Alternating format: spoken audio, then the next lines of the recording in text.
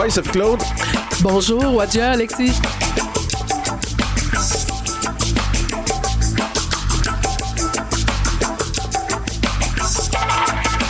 Aujourd'hui, on te reçoit, on t'accueille à titre de co-animatrice. Bienvenue. Merci. Kolipao, en Abenaki. Merci beaucoup, Alexis. C'est vraiment une grande joie pour moi de retrouver le micro et en plus en bonne compagnie comme ça. Oui. Aujourd'hui, à l'émission, on est supposé d'avoir, on va voir si ça va fonctionner, le ministre Lafrenière. On va discuter de sécurisation culturelle. On va aussi avoir une artiste de ma nation. Oui, Mimi Obomsawin, j'ai bien hâte de lui parler. Et on commence avec Jennifer Petitcoué, qui est la directrice générale du Bureau du principe de Joyce. Quoi, Jennifer? Quoi? Donc, le Bureau du principe de Joyce, on a pu travailler un peu ensemble. Je connais un peu qu'est-ce que ça mange en hiver, mais est-ce que tu peux, en introduction, expliquer à nos éditeurs, c'est quoi la mission du Bureau du principe de Joyce? Oui, en fait, le Bureau du principe de Joyce, qui a été une initiative du Conseil du Atikamekw de Manawan à la base, est un organisme responsable de faire la promotion du principe de Joyce, qui est aussi un principe qui a été coécrit par la nation Atikamekw en partenariat avec différentes organisations non autochtones. Puis, le bureau, en fait, vise à faire la promotion du principe de Joyce, mais aussi de valider, dans le fond, la mise en application et, dans le fond, le fait d'avoir un impact réel sur l'équité d'accès en santé pour les personnes autochtones. Excusez. On sait qu'est-ce qui est arrivé à notre sœur Joyce Echaquan. On a tous souvenir de ça. Ça fait 3 ans, le 28 septembre dernier, que c'est arrivé. On a tous beaucoup pleuré, eu de grandes émotions suite à ce décès-là, le courage qu'elle a eu de montrer qu'est-ce qui est arrivé. Tu nous disais que le Bureau du principe de Joyce, c'est pour mettre en application le principe de Joyce. Donc, suite à son décès, le Conseil de la Nation Atikamekw et le Conseil des Atikamekw de Manawan ont décidé de faire un principe. Est-ce que tu peux nous décrire c'est quoi les grandes lignes de ce principe de Joyce-là? Effectivement. En fait, le principe de Joyce, c'est vraiment une initiative, je veux dire, là, c'est le cri du cœur de la nation Atikamekw, mais aussi, on peut le voir plus largement, des Autochtones en général, de vouloir faire partie de la solution quand on parle de tout ce qu'on vit dans le réseau de la santé, la discrimination, le racisme systémique. Donc, le principe de Joyce, c'est que malgré l'adversité de la situation, l'ampleur de ce qui était vécu à ce moment-là, dans le fond, la nation a décidé de procéder à l'écriture du principe de Joyce en se basant sur les besoins et les demandes des gens des communautés, par des consultations communautaires, mais aussi par des appels de communication générale publique qui a été menés. Puis de ça, on a reçu vraiment plusieurs mémoires, même des lettres de personnes de la population québécoise là, qui voulaient faire partie de la solution aussi. Donc, le principe a été écrit vraiment comme un principe de loi, comme un principe à adopter, en fait, pour tendre à améliorer l'équité d'accès en santé pour les personnes autochtones. Et il se lit comme suit. Le principe de Joyce vise à garantir à tous les Autochtones un droit d'accès équitable sans aucune discrimination à tous les services sociaux et de santé, ainsi que de jouir du meilleur état de santé possible, physique, émotionnel, mental et spirituel. Puis la deuxième section du principe que je mets beaucoup de l'avant aussi, c'est qu'il requiert obligatoirement la reconnaissance et le respect des savoirs reconnaissances traditionnelles et vivantes des Autochtones en matière de santé. Jennifer, dis-moi, c'est Sophie-Claude qui parle, dis-moi, est-ce que tu mentionnes qu'il y a des lettres qui ont été écrites par des gens québécois, donc non autochtones. Est-ce que, à date, vous recevez une réponse positive, une réaction positive de la part des non-autochtones par rapport à ça en général, ou il y a plutôt un manque de connaissances? Comment vous voyez ça? Mais je pense qu'il peut y avoir aussi un manque de connaissances, oui, parce que la plupart du temps, les gens, quand ils sont au courant de l'histoire de Joyce, quand ils sont au courant de ce que c'est le principe de Joyce, puis des demandes des personnes autochtones, c'est très rare. Moi, j'ai pas eu de personnes qui sont arrivées pour me dire qu'ils n'étaient pas d'accord. La majorité des personnes qui viennent nous voir, que ce soit en kiosque, qui nous écrivent aussi sur notre page Facebook, c'est vraiment des messages de soutien puis d'appui qu'on reçoit de la part des personnes non autochtones. Donc, c'est sûr que de notre côté, c'est pour ça qu'on disait, dans le fond, commission parlementaire, qu'on est vraiment plus fiers des Québécois que de son gouvernement actuellement, parce que on sent vraiment qu'on a un appui généralisé, que ce soit toutes les associations médicales en santé, même les syndicats, les ordres professionnels, c'est toutes des parties prenantes, en fait, en ce moment, de la solution qu'on essaie d'amener, là. Cet appui-là qu'on ressent, il y en a qui disent que l'Ordre des médecins, entre autres, c'était facile de leur part d'avoir pris la position qu'ils ont pris en commission parlementaire relativement au projet de loi 36, de venir dire, bon, ben oui, les médecins arrivent comme ça à la dernière minute, viennent donner leur appui, mais qu'est-ce qu'ils font pour de vrai, eux, dans le concret? Est-ce que c'est comme ça que le principe, que toi, tu l'as ressenti, ou cet appui-là, finalement, est vraiment utile? En fait, l'appui est à la fois utile, mais importante aussi, dans le sens que pour avoir pris connaissance du mémoire du Collège des médecins puis du processus avec lequel il a été coécrit avec des personnes autochtones, etc., des médecins. Donc, de mon côté, quand on décide d'agir avec intégrité puis de joindre notre voix à un but de justice sociale, qu'on soit autochtone, non autochtone, je pense qu'il faut se fédérer autour d'une cause. Puis en ce moment, la cause qu'on essaie de défendre, c'est que les personnes autochtones subissent de la discrimination et du racisme dans le système de la santé. Puis aujourd'hui, en 2023, je pense que même la population québécoise est rendue à se dire qu'il faut que ça m'en soit autrement.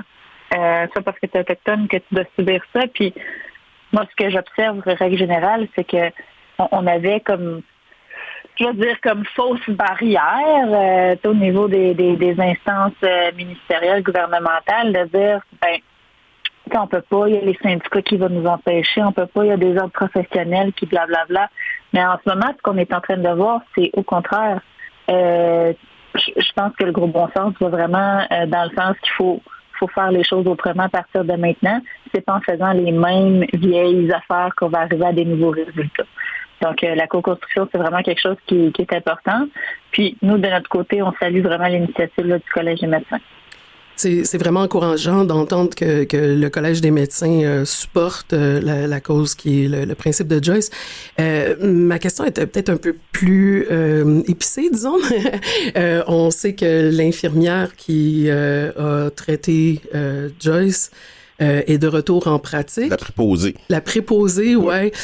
On sait qu'elle est de retour en pratique. Est-ce que l'Association des infirmières du Québec, est-ce qu'eux supportent le principe de Joyce? Est-ce que parce que le Collège des médecins, c'est une partie, mais le personnel infirmier et les préposés, eux, ils ont quand même des associations. Eux, qu'est-ce qu'ils disent de ça?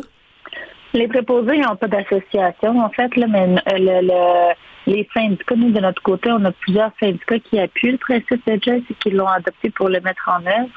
L'Ordre des infirmières et infirmiers du Québec, la Fédération des infirmières du Québec, c'est la même chose.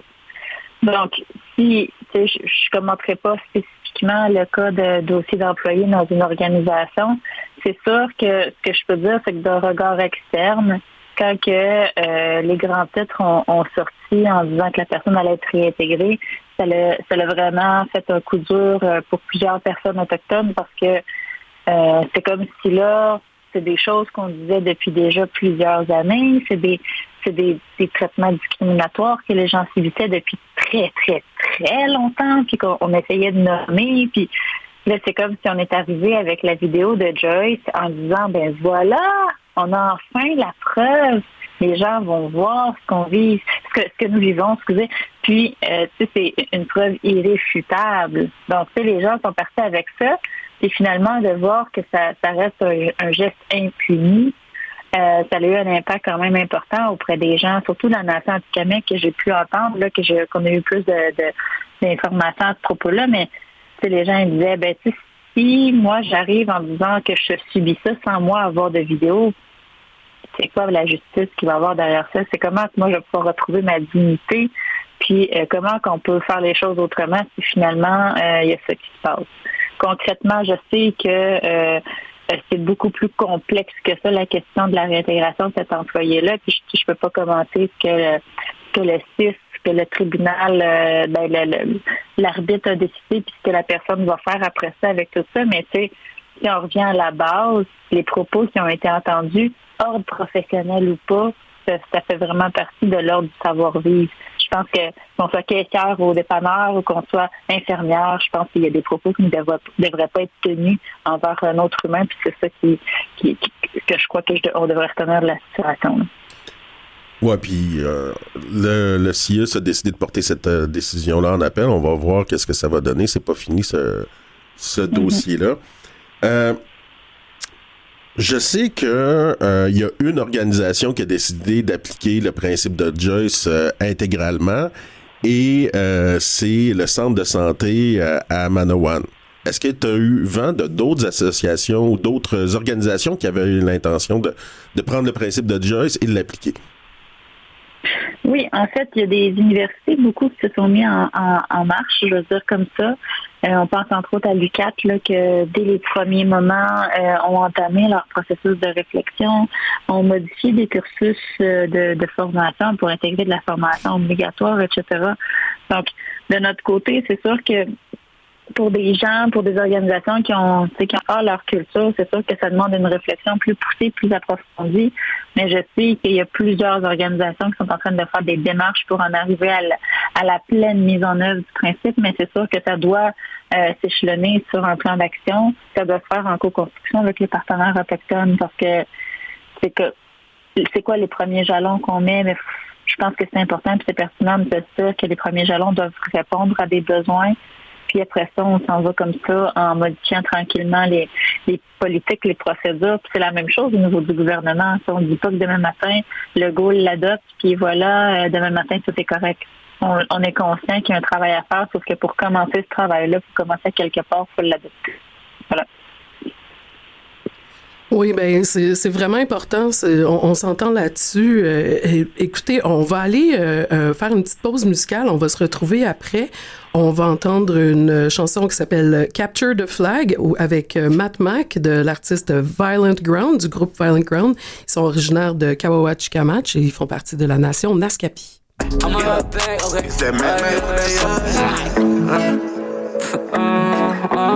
I forgot this is from my headphones. This is only vote like that. Crazy. Yeah. I'm playing this game, this capture the flag. I got your girl, she running right back. I do what I'm supposed to, I'm just making these moves straight from the res. I'm high off the dude. I'm feeling like 100, man. I ain't talking bills, yeah. I feel like you don't understand. I just made $1 million. I'm in my bag, ayy. I'm in my bag. Got you running around, ayy. Till I capture the flag, yeah. I'm in my bag, yeah. I'm in my bag. I got you running around till I capture the flag, yeah, yeah. I do it for my native people that live in the res. I rep the nation, green and Scappy EU. Wanna make it better for the next generation, not the snow we go through. So what about family in the forest? I'm loving it daily, blessed with all of this potential. Cowboy watch can match our rep, bad for the crowd, we all connected. All of my niches respected, and all of my haters deflected. With those sounds, flow so profound, I hold it down, nomadic. High like the clouds, got knowledge jack, don't mess around with our status. Some people might find like this shit crazy because they don't really understand, or that's so lifestyle has a price. I'm willing to compromise with that for that shit views. I'm playing this game, this capture the flag. I got your girl, she running right back. I do what I'm supposed to, I'm just making these moves straight from the res. I'm high off the dude. I'm feeling like 100, man. I ain't talking bills, yeah. I feel like you don't understand. I just made $1 million. I'm in my bag, ayy. I'm in my bag. Got you running around, ayy. Till I capture the flag, yeah. I'm in my bag, yeah.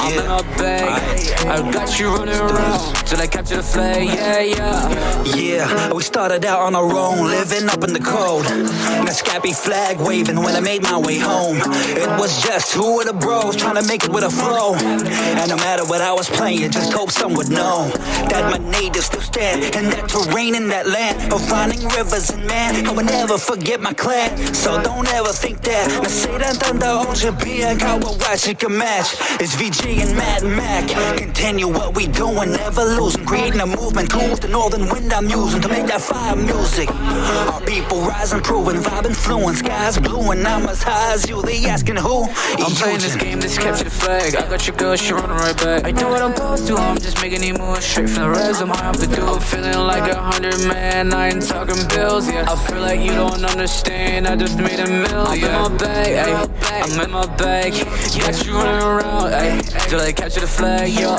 I'm in my bag, yeah. I'm in my bag. I got you running around till I capture the flag, yeah, yeah. BNF, Mad Mag. Falling ground, yeah. Oh, the song's over? Oh shit, I thought we were just vibing.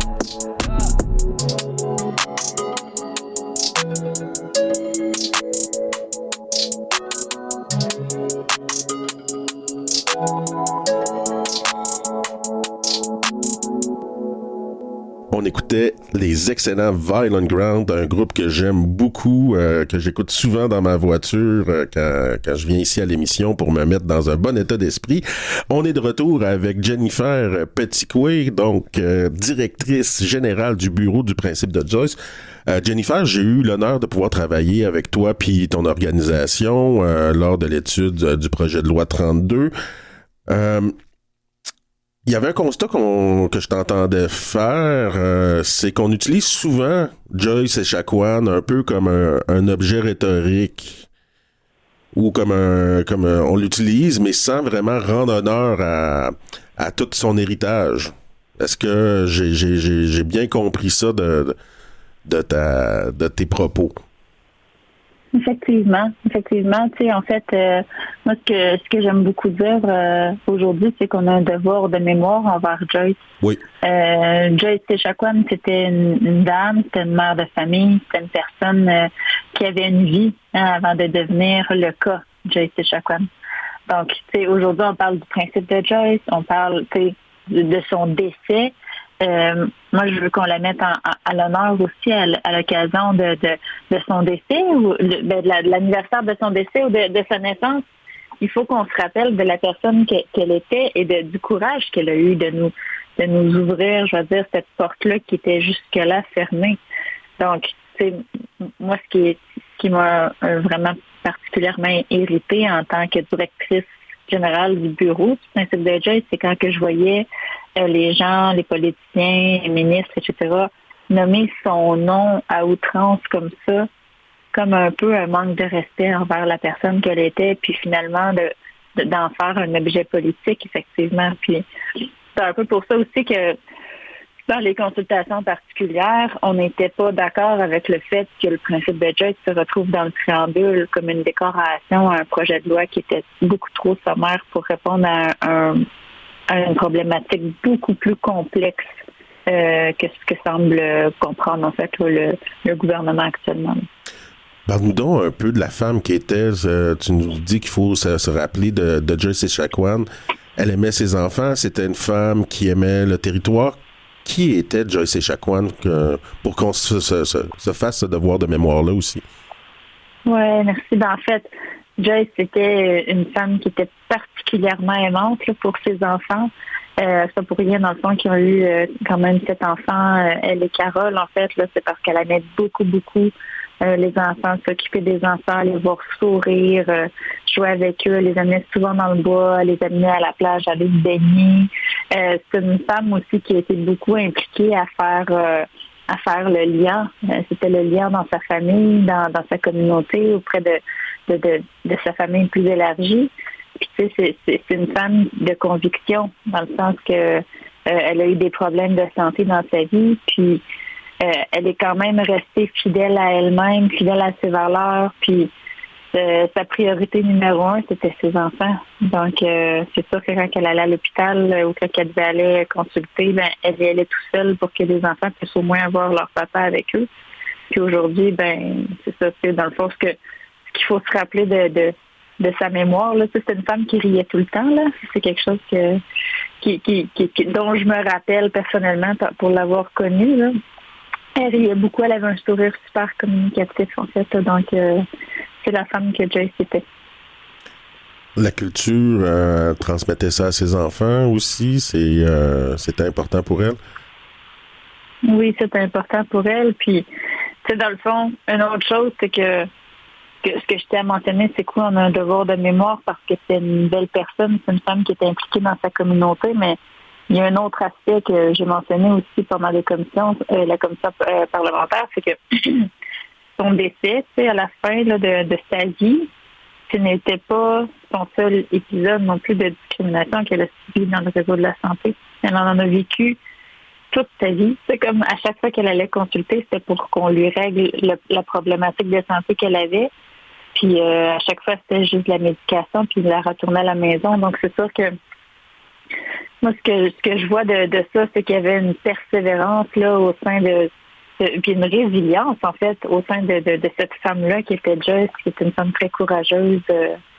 En tout cas, ouais. Oui, parce que si on se rappelle du rapport de la coroner Gay-Anne Kamel, on a cru à tort qu'elle avait des problèmes de toxicomanie, puis c'est souvent une problématique que nos membres, nos frères et sœurs ont à faire face. Quand ils arrivent à l'hôpital, on pense automatiquement qu'ils sont toxicomanes, donc on les traite dans ce sens-là. Effectivement. Quand on regarde, en fait, les notes au dossier ou quand on regarde même les rapports où ce que Jeanne Kamel a pu mettre, la coroner Jeanne Kamel a pu mettre en lumière, il n'y a personne qui a franchement posé la question. Les gens sont arrivés avec un biais, un préjugé sur des symptômes cliniques qui pouvaient être plein de choses à la fois. Ouais. Donc, le fait de s'être laissé teinter et influencer par ces biais-là, par ces préjugés, ces stéréotypes-là, a résulté en fait d'un manque de soins. La personne n'a pas eu ces soins. Puis c'est pas, je sors pas ça d'un chapeau, là. Je suis pas un petit magicien. Tout le monde vit ça en ce moment. On a des rencontres avec des partenaires autochtones, puis il y en a encore en masse ce type de préjugés-là qui teintent en fait le jugement clinique des professionnels. Je dis le jugement clinique parce que ça peut être autant médecin, infirmière, gynécologue, peu importe, puis qui va faire en sorte que la personne arrive, c'est un professionnel de la santé avec un bac ou avec une maîtrise qui dit j'ai ça, c'est ça comme symptôme, ben là, consommez-vous de l'alcool? Non. Continue l'entrevue, encore consommez-vous de l'alcool. Après la troisième fois, de dire ben là, je te l'ai dit déjà que j'en consommais pas. Tu sais? Donc, moi, devant ce constat-là, je me dis tout le temps, ben, quand on a des personnes qui savent un peu comment répondre puis qui ne se laissent pas faire, qui finissent quand même par subir ce type de commentaires-là, j'imagine même pas que les populations plus vulnérables ou marginalisées peuvent recevoir comme commentaires quand ils sont aux prises avec plusieurs, je veux dire, stéréotypes ou caractère de marginalisation, indice de défavorisation, on peut le dire comme on veut, mais quand on arrive là, puis que là, on est une femme autochtone ou qu'on est sans-abri, puis qu'en plus de ça, on vient rajouter des couches de discrimination possible à la personne, j'imagine même pas ce qu'elle peut subir. Quand on a à faire face à du racisme systémique, on va le dire, le mot. Là. Oui, tout à fait.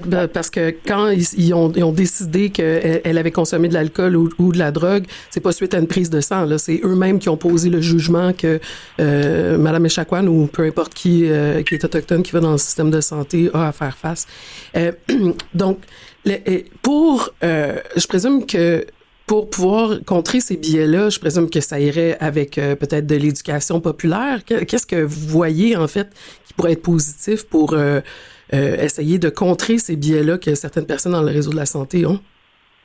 Oui, en fait, je sais que l'Ordre des infirmières et infirmiers du Québec ont fait une formation spécifiquement là-dessus, c'est-à-dire la prise de conscience, la réflexion critique, en fait, parce que on pourra donner n'importe quelle formation à des personnes racistes qui vont rester.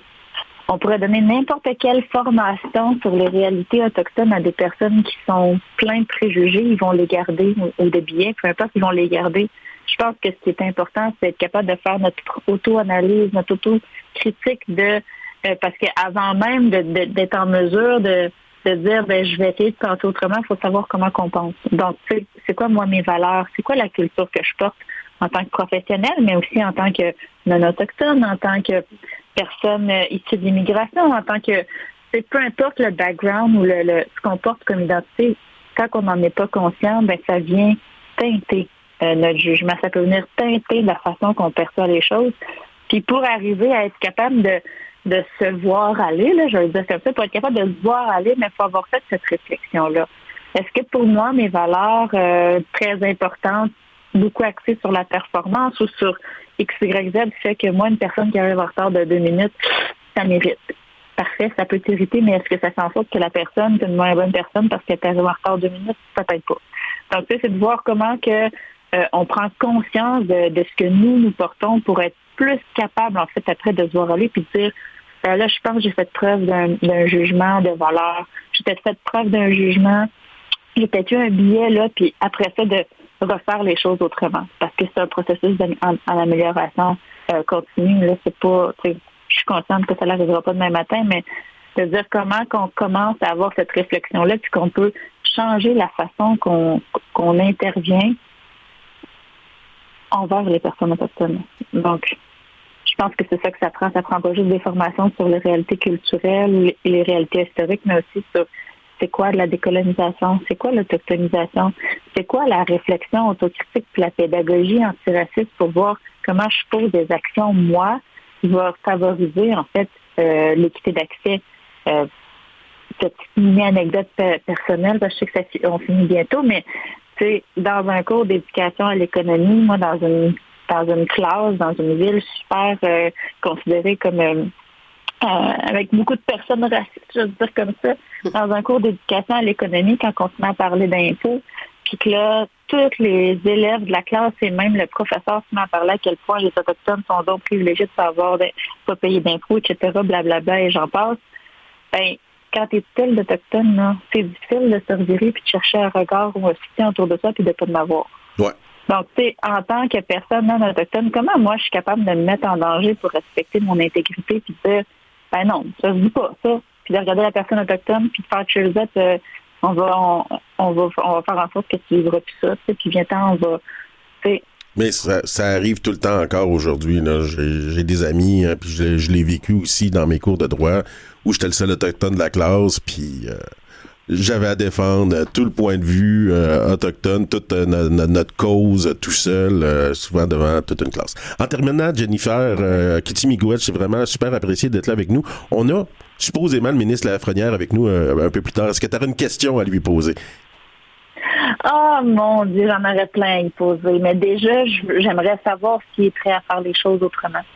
Moi, c'est ça qu'on a dit en commission parlementaire. On a quitté en disant on quitte, mais on quitte en réitérant qu'on est là pour travailler ensemble, pour faire les choses autrement, selon une autre façon de faire. Donc moi, ma question, ce serait, est-ce qu'il est prêt à faire les choses autrement? Puis est-ce qu'il est prêt à faire ce projet de loi-là vraiment avec nous. Bon, oui. C'est noté. On prend ça en note. On lui demande. Kitty Miigwech encore. Puis bon succès dans toute ta mission. Merci beaucoup. Bonne journée. Miigwech, Jennifer.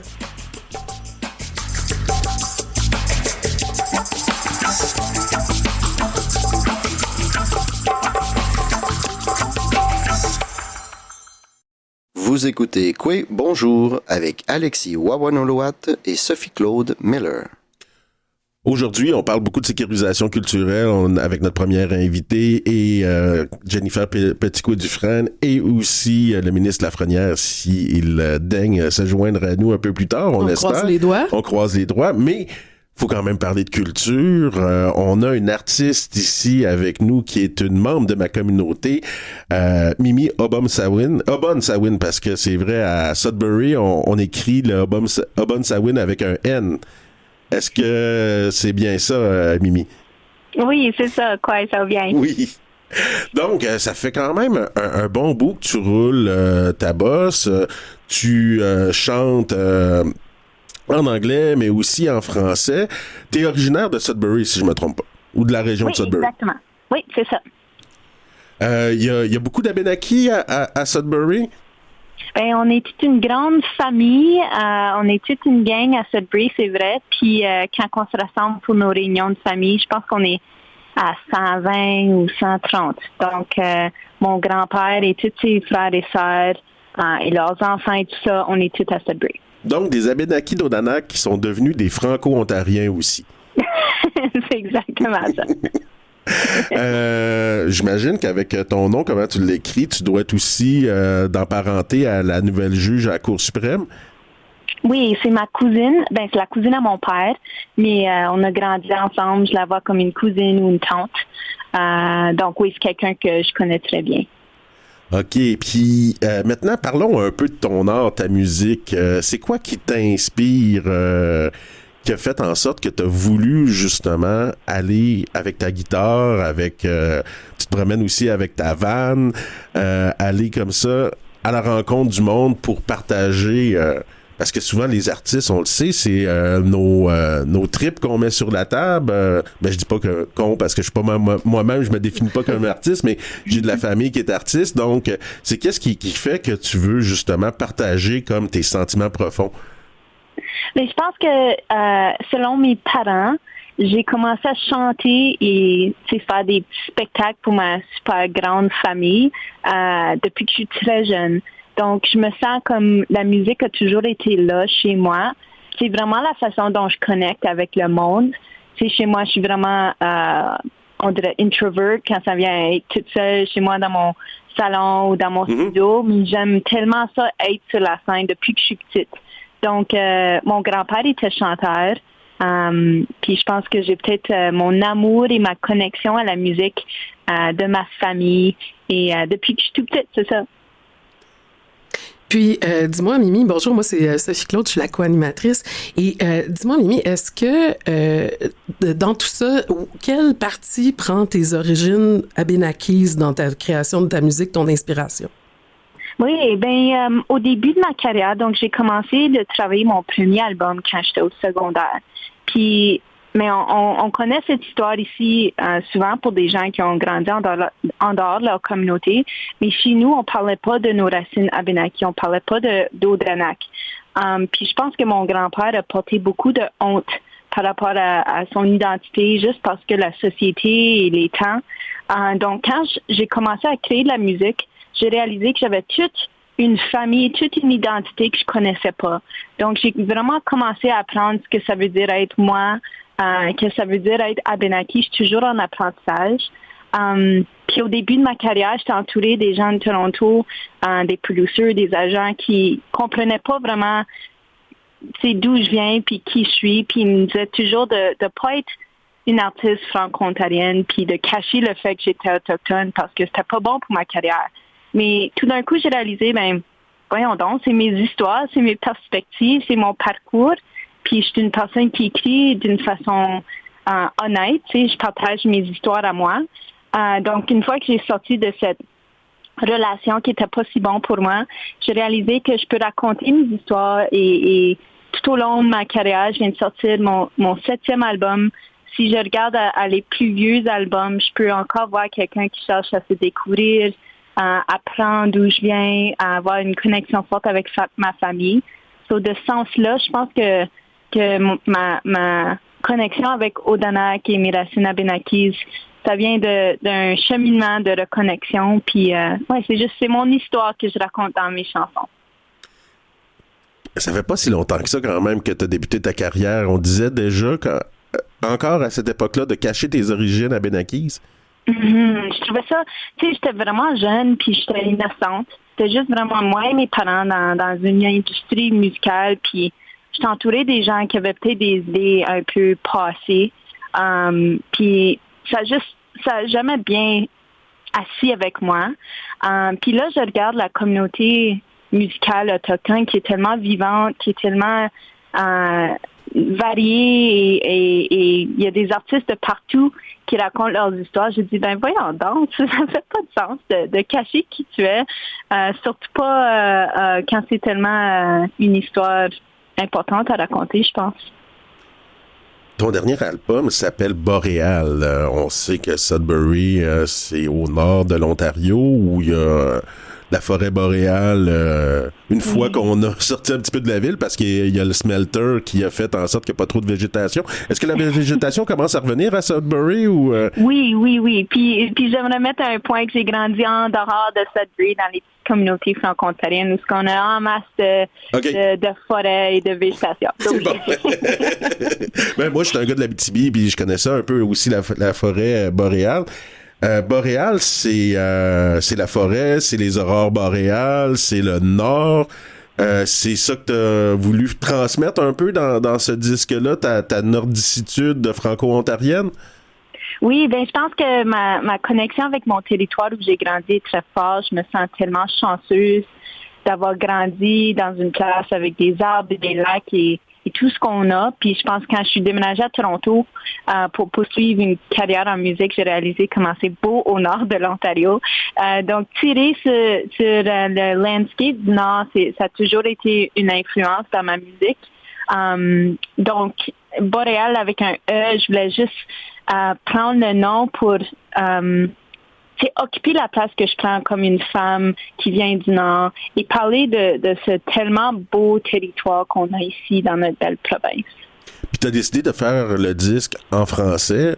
Ta première œuvre longue en français, c'était un statement aussi, parce que je t'ai beaucoup entendu en anglais dans le passé. Aujourd'hui, tu veux te réapproprier un peu plus tes racines franco-ontariennes? Oui, mais tout au long de ma carrière, vraiment, ma communauté à Sudbury m'ont toujours demandé est-ce que tu vas créer quelque chose en français. C'était toujours la grosse question. Mais vraiment, parce que j'ai grandi au Nord, mes influences, c'était plutôt en anglais. Et écrire en français, c'était plus un challenge. Chez nous, on parle le franglais. Donc, c'était juste plus facile de m'exprimer en anglais. Donc, en 2020, j'ai pris un challenge personnel, puis j'ai composé mon premier EP en français. Puis depuis ce temps-là, je me sens comme j'ai un autre outil pour m'exprimer. Puis j'ai vraiment aimé ça. Puis je suis toujours encore surprise quand les chansons vont sortir en français. Donc depuis 2020, j'ai commencé à collectionner des chansons en français jusqu'à temps que je n'avais assez pour faire un album. Puis chez nous, on parle en français. Donc je pense que c'était juste bon temps de m'exprimer de cette façon-là. Puis aussi de porter attention à mes deux identités comme franco-ontarienne et Abénaki. C'est deux communautés qui m'ont toujours supportée au long de ma carrière. Donc, je voulais m'assurer que j'ai quelque chose pour mon public francophone ici. Est-ce que le prochain disque est en Abénaki? Oh my God, c'est cool ça. Je pense que c'est une bonne personne à me demander. Non, mais je le sais, c'est quoi le défi, là? Je le comprends, là. Oui, exactement. Mais je me fais poser cette question-là presque à chaque entrevue. Ah oui. Puis ma réponse à chaque fois, c'est j'ai beaucoup de travail à faire avant de même penser à ça. Puis j'aimerais ça, si jamais ça arrive, une chanson, je voudrais pas que ça soit une traduction directe. J'aimerais ça travailler avec ma famille puis ma communauté. Puis je voudrais que ça vienne d'une place authentique. Je voudrais pas juste faire quelque chose parce que c'est cool. Non, mais on le sait, là, que l'Abénaki, on travaille fort à la revitaliser, mais il y a quelques personnes qui sont capables de tenir une conversation.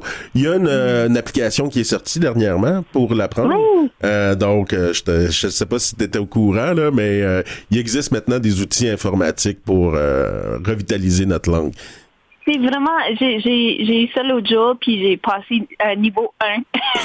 Mais je trouve que c'est quelque chose qui est vraiment cool parce que chez nous, on n'a pas grandi entouré de notre culture et de notre tradition et notre langue. Donc, je pense que ça fait du bien être capable d'entendre notre langue, puis finalement avoir accès à des outils comme ça pour les gens comme nous autres à Sudbury qui sont en dehors d'Odanak.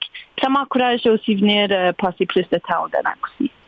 Mimi, pourquoi est-ce que c'est important de reconnecter avec tes origines abénaki? Pourquoi c'est important dans ta vie? Pourquoi tu ne mets pas tout simplement tout ça de côté? Puis pourquoi ça tient à cœur? Ben, j'avoue qu'il y a bien des gens dans ma famille qui font pas ce travail-là. Puis ma soeur et moi, on pense que c'est important parce que je me sens comme j'ai un devoir. Ben, je porte aussi le dernier nom, mais j'ai un devoir à mes ancêtres qui ont travaillé tellement fort à survivre.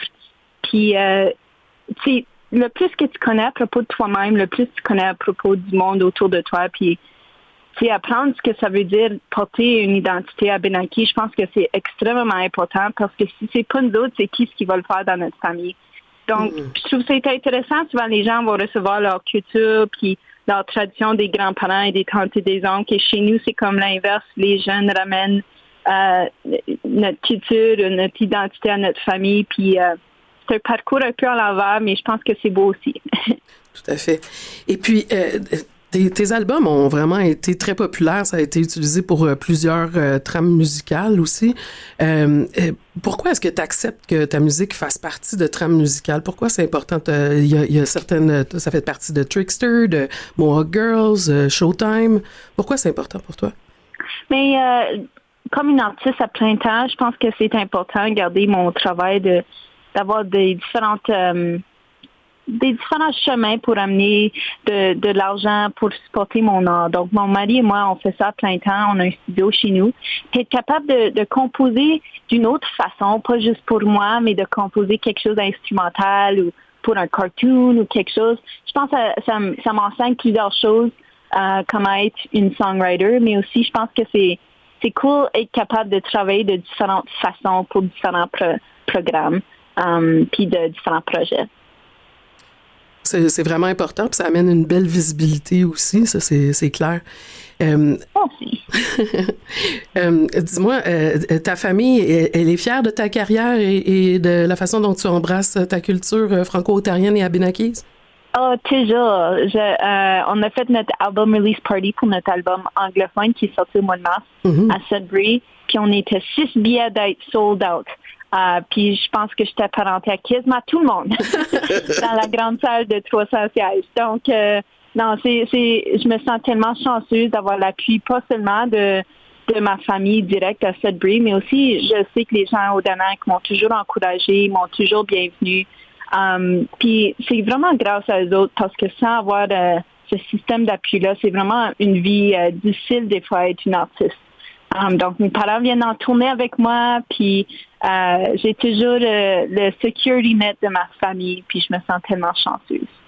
C'est vraiment une belle occasion, c'est un privilège, puis ça doit être vraiment agréable. Oui, de voir mes grands-parents des spectacles, c'est quelque chose de très spécial. Ça doit être vraiment spécial.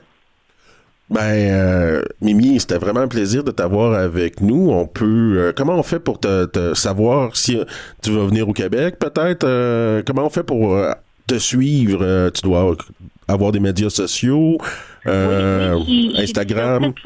Oui, tous les réseaux, à part pour TikTok. Je pense que je suis trop vieille puis trop old school pour TikTok. Je passe trop de temps dans mon jardin pour être sur TikTok. Mais j'ai un site web qui est très facile à se souvenir, c'est mimi.ca, mimi.ca.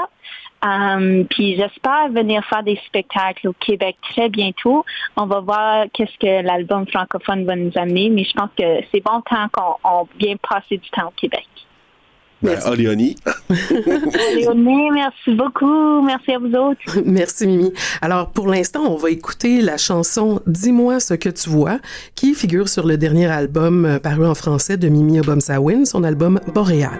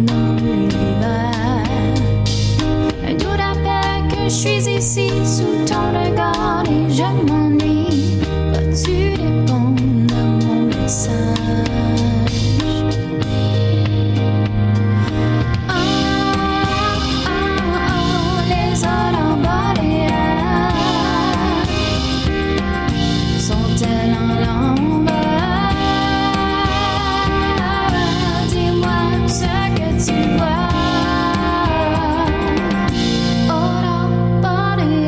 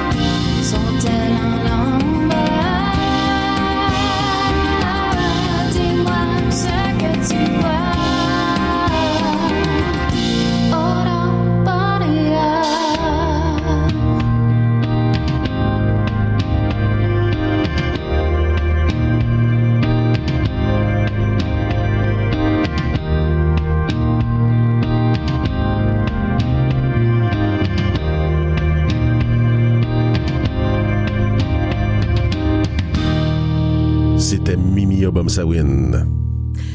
Alors, pour notre prochain invité, nous avons l'honneur de recevoir le ministre Ian Lafrenière, ministre qui est responsable des relations avec les Premières Nations et Inuits. Bonjour, Monsieur Lafrenière. Oui, bonjour à vous. Quoi? Donc, dites-moi, Monsieur Lafrenière, aujourd'hui, on vous reçoit parce qu'on aimerait parler du projet de loi qui a été déposé par le gouvernement Legault en juin 2023, le projet de loi sur la sécurisation culturelle, donc pour les Premières Nations et Inuits. Est-ce que vous pouvez nous en dire un peu plus, Monsieur Lafrenière? Oui, exactement. C'est une promesse qu'on avait faite suite au décès à la mort tragique de Joyce Echaquan. Promesse de déposer un projet de loi qui mettrait la sécurisation culturelle au sein de la loi sur la santé et les services sociaux. C'est aussi une recommandation de la commission Vien. On devait le faire dans le dernier mandat. On n'y a pas réussi. On était pour le faire au travers d'un autre projet de loi. Là. C'est dans notre parlementarisme, la façon dont ça fonctionne. On peut parfois inclure une notion dans un autre projet de loi, mais après avoir rencontré certains groupes autochtones, c'est vraiment pas ce qui était souhaité. Les gens nous ont dit on ne veut pas faire partie d'un autre projet de loi, on veut vraiment avoir quelque chose qui est autoportant. Alors, on a remis ça à cette session-ci, et c'est ce qui a été déposé. L'intention, et par la suite, mais depuis la dernière année, là, j'ai eu des discussions avec plusieurs groupes autochtones pour voir de quelle façon on peut préparer le terrain avant même de faire des consultations en bonne et due forme. Et selon vous, M. Lafrenière, pourquoi est-ce que c'est important que les Autochtones soient eux-mêmes en accord avec la procédure, le projet de loi? Je vous posez deux questions dans la même question. Vous dites, oui. Pourquoi c'est important que les Autochtones soient en accord avec la procédure? La procédure, là, je pense que c'est le plus gros problème que j'ai. Écoutez, je suis dans un système parlementaire qui ressemble pas, mais pas en tout, à la réalité autochtone. Quand les gens viennent ici pour être entendus à la commission, à la limite, là, nos salles de commission, ça ressemble à une salle d'audience au tribunal. Alors, c'est très, très loin de la réalité autochtone et je le sais. C'est pour ça que j'ai tenté de faire différemment. C'est pour ça que dans la dernière année, on a organisé des dialogues. J'appelle pas ça des consultations parce qu'officiellement, c'est pas une consultation, c'est des dialogues.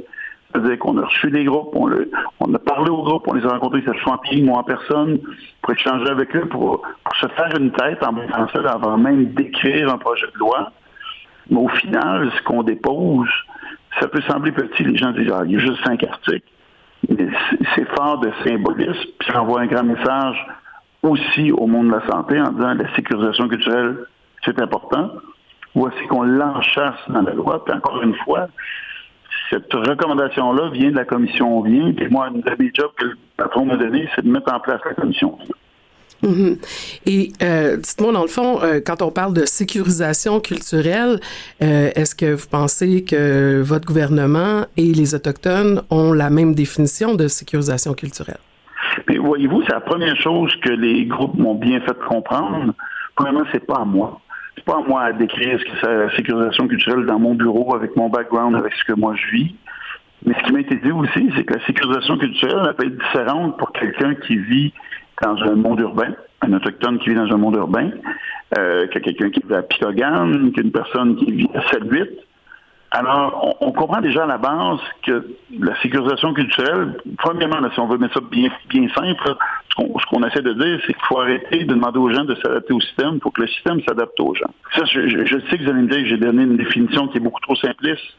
Je le fais intentionnellement. En disant qu'à partir de cette base-là, mais c'est sûr que les réalités sont différentes au Québec.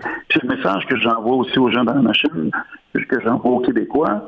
On ne peut pas parler des Autochtones. À 110 000 personnes, il y a des réalités dans chacune des communautés, il y a des réalités urbaines. Quand on parle de sécurisation culturelle, ça serait aussi simpliste de nous dire voici comment la faire. Ça doit s'adapter d'un endroit à l'autre, puisque des groupes sont venus nous dire assurez-vous de ne pas mettre un cadre tellement rigide qu'on va perdre cette flexibilité-là. Puis l'exemple qui m'a été donné avec les Mohawks de Ganawagé, qui eux ont développé quelque chose avec leur CIUS et que ça leur convient, mais de ne pas faire un nivellement vers le bas en disant non. La donne qu'on veut au Québec, là, voici comment ça fonctionne. Je pense que c'est la première chose qu'on apprend, on ne peut pas faire du normalement.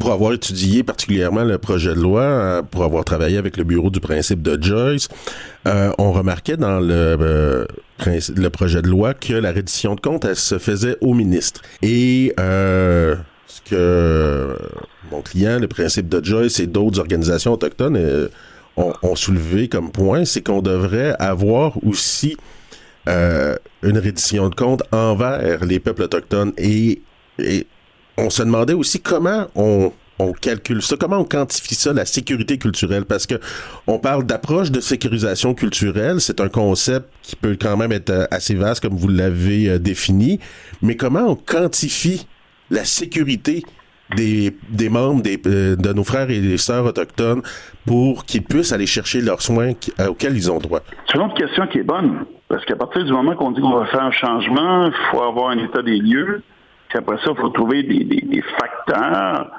à évaluer pour dire, bon, on est parti de 1, de 2, de 3, on est rendu à combien? Puis je comprends très bien l'approche que vous donnez. Par passant, je pense qu'on peut séparer la question en 2 points. Là. La première, pour la reddition de comptes, le but de présenter ça devant le ministre et par la suite de mettre ça sur un site web, on voulait, puis ça je l'ai expliqué en commission, mais je vais l'expliquer, là. Il y a 2 buts à ça. Il y a le but probablement de demander la reddition de comptes, mais l'autre, en le mettant sur un site web, on se disait, est-ce que ça pourrait inspirer d'autres endroits au Québec à judiciairement en voyant, par exemple, que Lucius a une bonne pratique? Moi, je pense que de partager les bonnes pratiques, c'est une bonne idée. Puis ça mettait aussi une pression, parce qu'on sait comment ça fonctionne dans l'administration, quand on va mettre en place, tu sais, ce qu'on a fait, ce qu'on a réalisé, puis on se compare aux autres, ça peut nous mettre une pression en disant peut-être que l'année prochaine, ça va faire mieux. Ceci étant dit, j'ai entendu les commentaires pour le bureau sur le site de Joyce, puis j'ai entendu les commentaires d'autres groupes qui ont dit est-ce qu'on implique les Premières Nations là-dedans? C'est pas pour rien en passant que le projet de loi 32, je l'ai mis de côté, c'est en réflexion. J'ai entendu les gens, puis il y a des bonnes suggestions, mais c'est le but d'une consultation, puis c'est là-dessus que je me rends compte qu'on a des réalités différentes, mais quand on consulte comme ça, c'est de prendre les bonnes idées, les meilleures idées, de dire, écoute, on est parti à quelque chose, est-ce qu'on peut le bonifier? Je vais vous donner un parallèle, on l'a fait dans le projet de loi 79, pour nous aider à retrouver les enfants disparus, décédés. On l'a changé, puis une des choses qu'on a faites, c'est que maintenant, annuellement, ce rapport-là, le rapport d'implantation de la loi, au lieu de déposer ici, comme on fait normalement à l'Assemblée nationale, on a dit, on va le déposer sur le territoire. Chaque année, on va dans une communauté, on rencontre aux familles. Je ne dis pas que c'est ce qu'on fait dans 32, mais je vous dis qu'il y a de la place à trouver d'autres solutions, il y a de la place à s'ajuster. Moi, j'ai entendu les gens. Au final, ce qu'on veut, c'est envoyer un message très clair. On va être redevable comme gouvernement, on va faire des changements. Comment on va le mesurer? Votre question est super bonne. On s'est posé mes questions. Comment on peut le mesurer sans tomber dans, excusez-moi le terme, mais l'approche Toyota que les gens connaissent en gestion, où on met des indicateurs avec des chiffres. On a essayé de mettre en place en santé, puis ça fonctionne pas tellement non plus, là. Ben non, puis vous savez pourquoi? C'est parce que, regardez, moi j'arrive du milieu policier, on a tenté de mettre ça aussi, puis le danger, c'est parce qu'on, excusez l'expression, on deal avec des humains, là. Ouais. Moi, si je vous dis que j'ai augmenté mes statistiques d'homicide sur l'île de Montréal, j'en ai 20% de moins. Quand vous êtes touché, là, qu'il y ait 20% de moins, là, honnêtement, c'est pas ça qui est important pour vous, c'est votre cas à vous. Fait qu'il y a toujours un danger d'aller dans des chiffres où les gens peuvent se perdre, où on peut aussi, je ne veux pas dire qu'on joue avec les chiffres, on peut faire parler les chiffres comme on veut. Moi, je pense qu'il va falloir trouver une façon que les gens, soient à l'aise de rapporter ce qui ne va pas. Moi, je prends l'exemple de Thius de la Naudière. J'ai trouvé ça intéressant ce qu'ils ont fait. Un commissaire adjoint aux plaintes qui est proche de la PDG.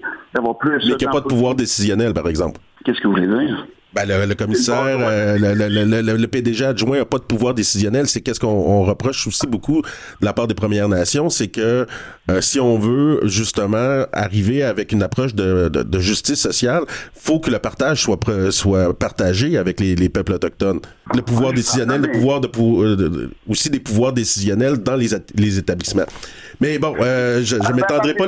Juste une seconde, je juste être sûr, parce que vous lancez ça, juste qu'on finisse cette citation-là. Quand vous avez l'adjoint, puis on s'entend, là, c'est une première, là. Quand vous avez l'adjoint d'un PDG qui vient de la communauté, qui parle la langue, qui connaît la culture, qui va dans la communauté, qui entend les gens quand ils veulent se plaindre, en passant, moi, il n'y a aucune des choses que je vais vous présenter aujourd'hui qui est une solution miracle qui règle tout.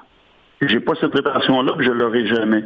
Moi, je pense qu'il faut faire plusieurs gestes, de reconnaître le principe de sécurisation culturelle, c'est un des gestes, mais vous avez raison, si on fait juste ça, est-ce qu'on règle tout? La réponse est non. Parce que ça prend plus de membres des Premières Nations dans les conseils d'administration, dont les conseils d'administration de la santé. La réponse est ça, j'imagine, ça va venir avec le projet de loi 15. Sophie Claude. Écoutez, moi, c'est sûr que je peux pas vous avoir au micro sans mentionner que la coroner Guyane Kamel avait recommandé, suite au rapport de l'enquête publique sur le décès de Joyce Echaquan, que le gouvernement du Québec reconnaisse l'existence du racisme systémique au sein de nos institutions et prenne l'engagement de contribuer à son élimination. Je peux pas vous en parler. Est-ce que vous pensez que c'est quelque chose qui va être possible ou est-ce que c'est quelque chose qui sera pas possible dans une réponse la plus courte possible? Bon, le plus court possible. Premièrement, il n'y a pas de sujet tabou. Fait que vous n'allez pas être mal à l'aise de m'en parler. J'ai jamais empêché qui que ce soit d'en parler. Dans les consultations qu'on a faites, plusieurs groupes l'ont dit. Je suis pas nono, là. Je l'ai bien entendu. Je comprends très bien ce que les gens vivent. Je le vis pas comme vous, c'est clair, mais je l'entends très bien. Et j'entends le débat aussi parce qu'il y a le juge qui vient aussi à la commission nous dire que selon lui, c'était pas de la systémique, c'était de la discrimination systémique. Moi, j'entends tout ça. Ce que j'ai dit, je réfléchis, j'ai tout entendu, je vois qu'on a un chemin à faire, un bout de chemin à faire ensemble. Vous comprenez notre volonté, je comprends les heures, je comprends ce qui bloque, mais on ne peut pas m'approcher de prendre un petit moment et réfléchir à tout ça. Juste en terminant, on va conclure là-dessus. Notre invitée, Jennifer Petitcoué, du FREN, du Bureau du principe de Joyce, se demandait, est-ce que vous êtes prêt à travailler autrement puis avec les Premières Nations en co-écrivant un projet de loi comme le PL 32? Mais oui, dans la limite de notre système parlementaire, j'ai rencontré des groupes, j'ai rencontré 13 groupes avant même de déposer le projet de loi. Et au moment du dépôt du projet de loi, au moment des consultations, je comprends le geste en voulant quitter, en envoyant un message fort, mais par chance, j'ai un très beau document qui a été remis par le Bureau du principe de Joyce que je vais pouvoir m'inspirer. Il faut trouver de part et d'autre comment on travaille ensemble. Je suis d'accord, c'est exactement ce que je disais à la PNQL. Comment on peut faire différemment? On essaye, mais il faut travailler ensemble. Monsieur Lafrenière, c'était un plaisir de parler avec vous. C'est instructif et merci vraiment de prendre le temps quand même de venir discuter de ces sujets-là qui sont très importants pour les membres des communautés autochtones. Vous savez quoi? Moins on a la même vision, plus il faut se parler, on va arriver à se comprendre. Moi, merci. Merci de votre temps, merci de vos messages. Ça m'aide dans ma réflexion. Un grand merci et une bonne journée à vous. Léonie. Kitchemigouetch, Yann Lafrenière. Merci. C'était l'émission du 21 octobre avec Sophie-Claude Miller et Alexis Wawanola. En régie, Mathieu Tessier, à la recherche, Claire Guérin et Sylvestre Déterre. On se revoit la semaine prochaine. Oui, avec plaisir.